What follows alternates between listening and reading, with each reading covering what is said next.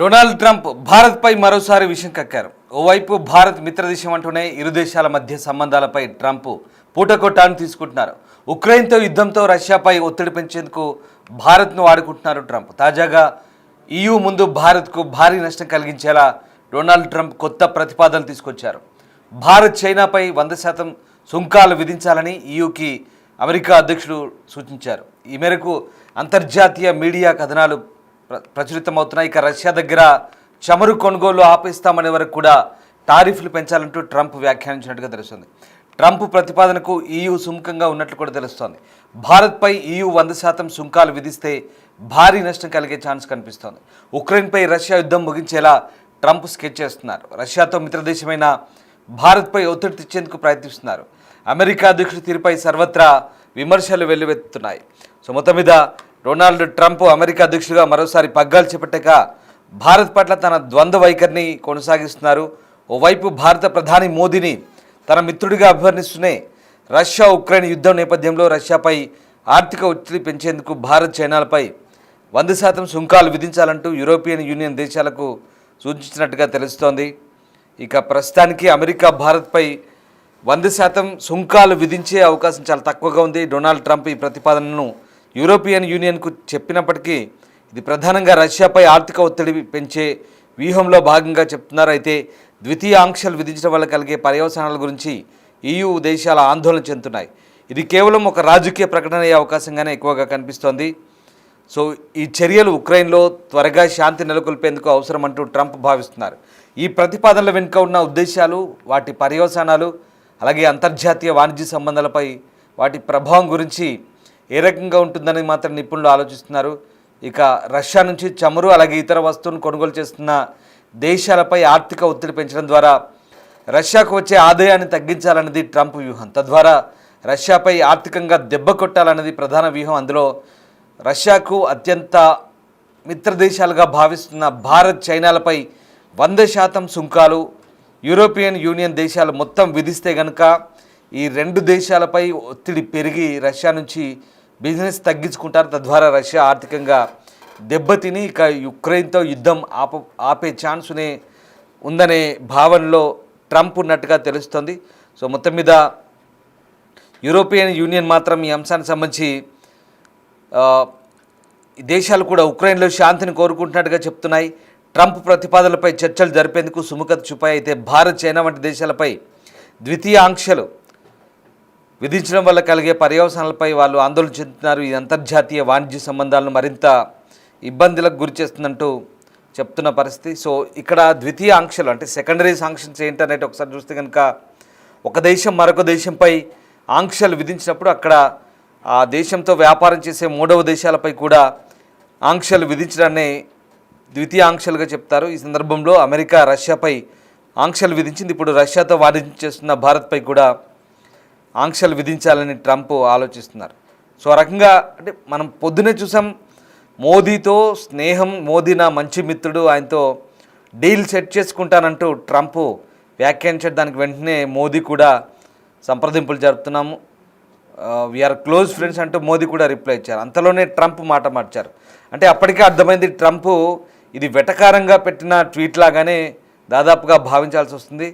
ఎందుకంటే ట్రంప్ టెంపరితనం చూపిస్తున్నాడు. ప్రతిసారి అహంకారపూరిత వైఖరి, ఏకపక్ష నిర్ణయాలతో ప్రపంచ దేశాలన్నింటి కూడా తన గుప్పిట్లోకి తెచ్చుకోవాలని భావిస్తున్నాడు. కానీ భారత్ ఎప్పటికప్పుడు ట్రంప్ ఆటలేం సాగట్లేదు, భారత్పై పప్పులు ఉడకట్లేదు. దీంతో ఒకసారిగా భారత్పై వ్యక్తిగత అక్కసు పెంచుకున్నాడు. భారత్పై ఛాన్స్ దొరికినప్పుడల్లా ఆర్థికంగా ఇబ్బందులకు గురి చేసే చర్యలకు ట్రంప్ దిగజారుతున్న పరిస్థితి.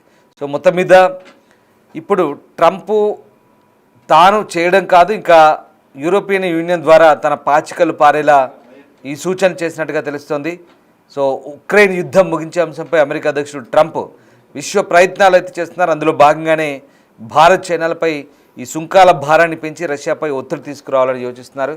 సో ఆయా దేశాల దిగుమతులపై 100% టారిఫ్స్ విధించాలని ట్రంప్ యూరోపియన్ యూనియన్ నేతలను కోరినట్టు తెలుస్తోంది. దీంతో ఈ అంశానికి సంబంధించి ఫైనాన్షియల్ టైమ్స్తో సహా ఇక అనేక మీడియా సంస్థలు కథనాలు వెలువరిస్తున్నాయి. రష్యాపై ఆంక్షలు విధించే అంశంపై సీనియర్ అమెరికన్ EU అధికారులు వాషింగ్టన్లో సమావేశమైనట్టుగా చెప్తున్నారు. ఇక EU అధికారులతో ట్రంప్ కాన్ఫరెన్స్ కాల్లో కూడా మాట్లాడినట్టుగా తెలుస్తుంది. రష్యాపై ఆర్థిక ఒత్తిడి తీసుకొచ్చేందుకు భారత్ చైనాలపై 100% టారిఫ్లు విధిస్తే కనుక చమురు కొనుగోలు చేయడం ఆపేస్తామనే వరకు కూడా ఈ టారిఫ్లను కొనసాగించాలంటున్నారు. ఇక తాము కూడా అలా చేసి సిద్ధంగా ఉన్నాం, కానీ EU భాగస్వాములతో కలిసి ముందుకు వస్తేనే దీన్ని అమలు చేద్దామంటూ US అధికారి కూడా చెప్తున్నట్టుగా ఈ వార్తా కథనాల సారాంశం. సో మొత్తం మీద అమెరికా సూచనలు అమలు చేసేందుకు తాము సిద్ధంగా ఉన్నామని EU అధికారులు కూడా చెప్పినట్టుగా తెలుస్తోంది. సో ఉక్రెయిన్లో త్వరగా శాంతి నెలకొల్పాలని EU కూడా భావిస్తోంది. ఈ క్రమంలో రష్యాపై ఒత్తిడి తెస్తేనే అది సాధ్యమవుతుందని ట్రంప్ చెప్తున్నారు. దీంతో యూరోపియన్ నేతలు కూడా ఈ దిశగా ఆలోచన మొదలుపెట్టినట్టు తెలుస్తుంది. అయితే భారత్, చైనా వంటి దేశాలపై ఆంక్షలు విధిస్తే తర్వాత పరిణామాలు ఎలా ఉంటాయని కూడా చర్చలు జరుపుతున్నారు. సో ఆ రకంగా మొత్తం మీద భారత్పై ఒత్తిడి పెంచాలని చేసే ప్రయత్నాలు అయితే ట్రంప్ అనేక ప్రయత్నాలు చేస్తున్నారు. మనకు తెలిసిందే, రష్యా నుంచి చమురు కొనుగోలు చేస్తున్నామంటూ మొదటి నుంచి కూడా అమెరికా తీవ్రమైన ఆరోపణ చేస్తుంది. ఈ యుద్ధానికి కారకులుగా మనల్ని ఒక రకంగా బూచిగా చూపుతున్న ప్రయత్నం. అందులో భాగంగానే అదనంగా మరొక 25% టారిఫ్లు వేసి మొత్తం 50% టారిఫ్లను భారత్పై రుద్దారు. రష్యా నుంచి పూర్తిగా చమురు కొనుగోలు ఆపితేనే టారిఫ్లు మేము తగ్గిస్తామంటూ చెప్పే ప్రయత్నం చేస్తున్నారు. సో ఇప్పుడు షాంఘైలో జరిగినటువంటి ఏదైతే సదస్సు ఉందో, చైనాలో ఆర్థిక సదస్సు, సో దాంట్లో అమెరికా, రష్యా, చైనా ఈ ముగ్గురు దేశాధినేతలు, 3 దేశాలకు సంబంధించినటువంటి అధికార గణమంతా కూడా ఒకే చోట ఒకే వేదికపైకి రావడం, ఈ 3 దేశాలు బలపడుతుండడంతో ట్రంప్కు ఇక పూర్తిగా ఈ మొత్తం వ్యవహారం అంతా కూడా కంటి మీద కుణుకు లేకుండా చేస్తుంది. ఈ 3 దేశాలు ఏకమైతే కనుక ఖచ్చితంగా ఇబ్బందులు తలెత్తవనే ఒక అంచనా క్వశ్చన్ తెలుస్తుంది. దీంతో ఎట్టి పరిస్థితుల్లో అంటే చైనాని, భారత్ని కట్టడి చేస్తే కనుక రష్యా ఆటోమేటిక్గా తగ్గిపోతుందనే భావనలో ట్రంప్ ఉన్నారు. సో అప్పటి నుంచి కూడా రకరకాల ఆలోచన చేస్తున్నారు. ఈ 3 దేశాలను ఏ రకంగా నిలువరించాలి, యుద్ధం ఆపాలి, అంటే ఉక్రెయిన్ యుద్ధాన్ని ఆపడానికి శతవిధాల ప్రయత్నం చేస్తున్నాడు ట్రంప్. తద్వారా ట్రంప్ కోరిక ఒకటే, నోబెల్ బహుమతి కొట్టాలి. నోబెల్ బహుమతి ప్రయత్నానికి తన వంతు ఈ రకమైనటువంటి అనేక కారణాలు వెతుక్కుంటున్నారు. అసలు ఉక్రెయిన్ యుద్ధాన్ని ఆపుతానంటూ ట్రంప్ మొదటి నుంచి కూడా రెండోసారి అధికారంలోకి వచ్చాక హామీ ఇచ్చాడు, కానీ శతవిధాల ప్రయత్నిస్తున్నాడు. అది ఉక్రెయిన్, రష్యా మధ్య స్థానికంగా ఉన్న భౌగోళిక రాజకీయ పరిణామాలు అవి. కానీ మధ్యలో భారత్, చైనాలను అడ్డు పెట్టుకొని ఈ 2 దేశాలను బెదిరించి ఈ 2 దేశాల్లో ఒత్తిడి తీసుకొచ్చి తద్వారా మన మిత్ర దేశమైన రష్యాపై ఒత్తిడి పెంచే ప్రయత్నాన్ని ట్రంప్ చేస్తున్నారు. సో ఇది చాలా క్లియర్, అందరికీ అర్థమైందే. సో అందుకు భారత్ ఎక్కడ ఈ అంశంలో ఆ ఒత్తిడి గురి కావట్లేదు సరికదా. అమెరికాకు ఎలాంటి సంకేతాలు ఇవ్వాలో అలాంటి సంకేతాలు ఇస్తుంది భారత్. మిగతా దేశాలకు ఎగుమతులు పెంచే ప్రయత్నం చేసుకుంటుంది. అంతేకాదు ఆత్మనిర్భర్ భారత్ పేరుతో మన దేశంలో ఇప్పుడు GSTలు కూడా తగ్గించి కొనుగోలు శక్తిని పెంచుతుంది. తద్వారా మన దేశంలో కూడా ఉత్పాదక సామర్థ్యాన్ని పెంచి, కొనుగోలు శక్తిని పెంచి మన దేశ GDPని పెంచుకునే ప్రయత్నం చేస్తుంది.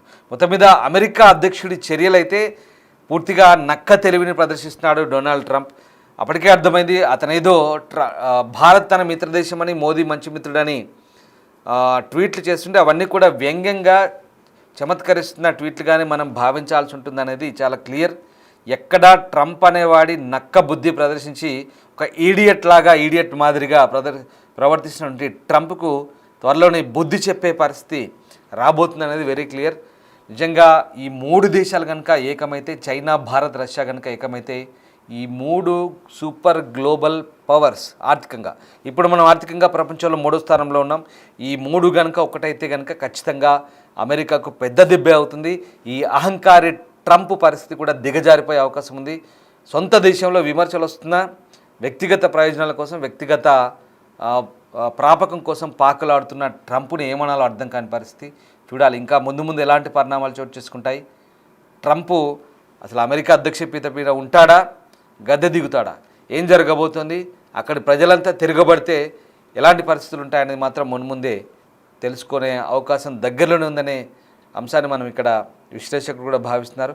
మొత్తం మీద ట్రంప్ రెండోసారి అధ్యక్ష పీఠం ఎక్కిన తర్వాత అధ్యక్ష పీఠాన్ని పావుగా వాడుకొని అధికారాన్ని ఉపయోగించి, ఆర్థిక అధికారాలను ఉపయోగించి ఇష్టారాజ్యంగా ప్రపంచ వాణిజ్యాన్ని గడగడలాడిస్తున్నాడు.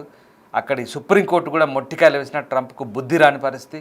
మొత్తం మీద ట్రంప్ వైఖరి ఈ దేశాలు ఎలా ఎదుర్కొంటాయనేది ముందు ముందు చూడాల్సిందే.